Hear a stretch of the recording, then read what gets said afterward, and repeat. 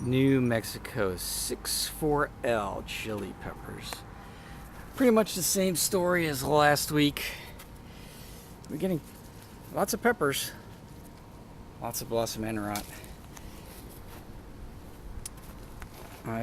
Last week I side dressed this with bone meal.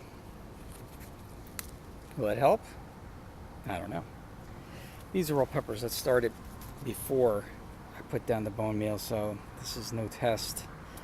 But I can tell you that there are an enormous amount of new buds coming up. Lots and lots of new buds, like a lot of new buds right at these tips. Hundreds of buds that will blossom, and what happens after that, I don't know. It's been very, very hot, 100-degree weather for at least a month straight, probably longer than a month. Not much rain. Now, there was no rain in the last week, I know. Will all these new wonderful buds die in the heat? Maybe, probably. Maybe some of them will produce. I don't know. If they produce, will they avoid the blossom end rot because of the bone meal? I hope so. It's all up in the air. It's all a matter of chance. Oh, this one doesn't have any blossom end rot on it.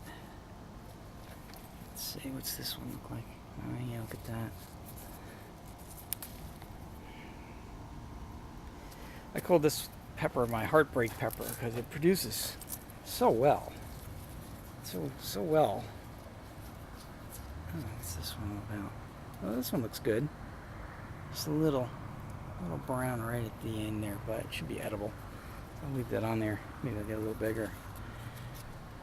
This one looks a little worse for the wear. It produces tremendous amounts of peppers, but it's also pretty vulnerable to blossom end rot. I'm hoping that as these blossoms bloom and pollinate,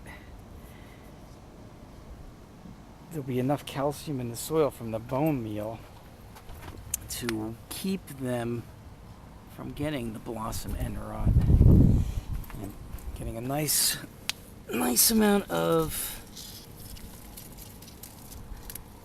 fruit before the cold weather sets in. Well, this one looks okay.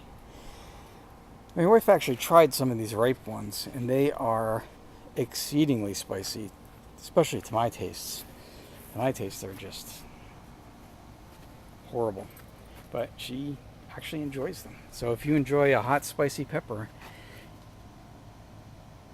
want very, very large harvests, and you have your soil and your watering down to a science, then you can't go wrong with the 64L pepper plant. So I'll keep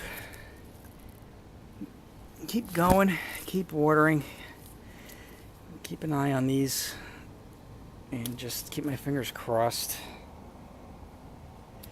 for the weather to break, because we've had a lot of 100-degree days so far, and we're due for a break from this weather. So, yep. This also tends to be, it's looking a little wilted now, especially on the edges of the patch where the sun hits the strongest. I mean, I watered these this morning, and they look a little wilted. It's just summertime in Texas. It's just brutal. We'll cook this one up and see what this one tastes like.